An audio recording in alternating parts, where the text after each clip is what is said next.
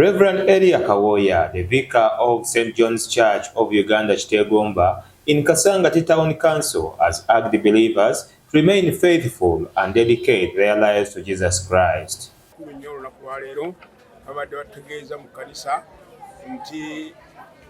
Yesu yennyini yatuma abakulisitaayo bagende banone endogoyi era nannyini endogoyi teyasibwamu kubanga Yesu yali agyetaaga. Nolwekyo obulamu bwaffe naffe bwe tulina bwetaaga nnyo Yesu kubanga obulamu bwaffe bwe tulina bwa nnyiniyo ye Yesu era bwatubeera mu buli kigambo kyonna era bwaga nti obulamu bwetaaga tukkirize nti abwetaaga era obulamu bwaffe bwonna tubuteeke mu Yesu n'erinnya Kitaffe n'Omwana n'Omwoyo Mutukuvu.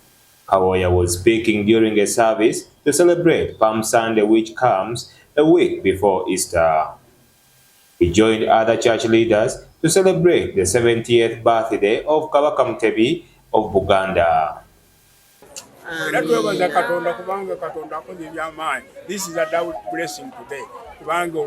Celebrating olw'amazaalibwa ga Kabaka.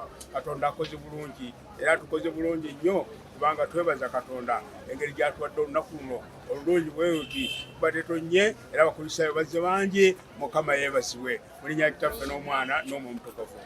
He explained that there is a need to record the humility Jesus Christ exhibited despite being a Son of God. The church also appealed to congregants to support the church development projects.